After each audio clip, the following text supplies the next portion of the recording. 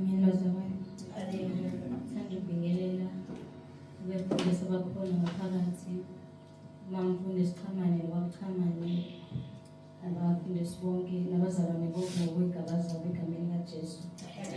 Umhambi wenu ulindelwa ngobo umntwana kaNkulunkulu singesiwe umthanda kakhulu uJesu.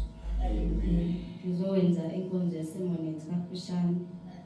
Ngizocela sivule incwadi yabaseFesu chapter 2 verse 10.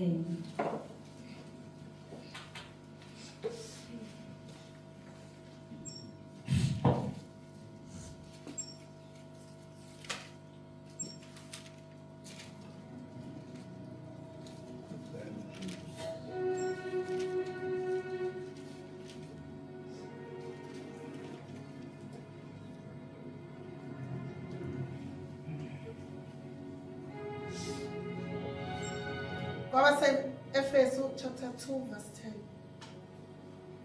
Ngokuba singumsebenzi wakhe kuKristu Jesu, sidalelwe imisebenzi emihle ayilungisela ngaphambili uNkulunkulu ukuba sihambe kuyo.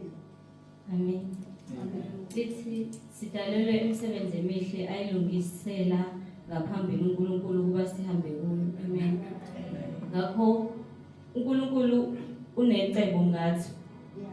Kumele masazi inhloso kaNkulunkulu ngathi ngoba uNkulunkulu usidale umuntu nomuntu wanendima akumele ayidlale. Amen. Thina abantu abasha sigcine sidideka ngoba inhloso kaNkulunkulu sibheka kude. Sibheka kude. Kanti uNkulunkulu sigcine singasakwazi ukufeza icebo laNkulunkulu. uNkulunkulu uthi sidalelwe imisebenzi emihle ayilungisa ngaphambili. uNkulunkulu basihambe kuyo. Amen. Ngakho kumele masazi inhloso kaNkulunkulu ngathi. Amen. Sazi uNkulunkulu imisebenzi asibekele yona ngoba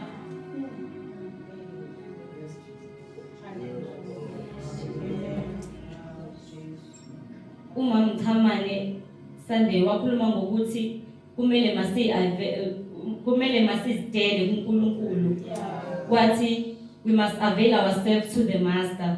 Sabantu abasha ukuze singadideki endleleni kumele masiyidele uNkulunkulu ngoba uNkulunkulu unamacebo ngathi. Amen. Sigcine abantu la ngaphandle sebekwazi ukuthi basihlule ngokuthi umuntu azokubuza ukuthi indaba ukholwa.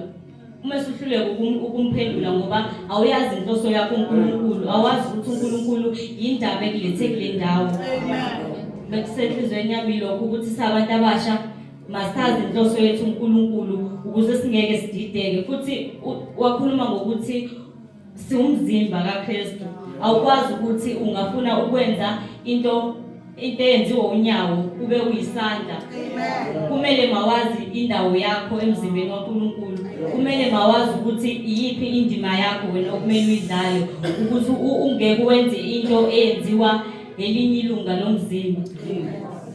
Ilokho bekusenhlizweni yami ukuthi masithole inhloso yethu kuNkulunkulu, inhloso kaNkulunkulu ngathi ukuze sifezekise icebo likaNkulunkulu. Amen.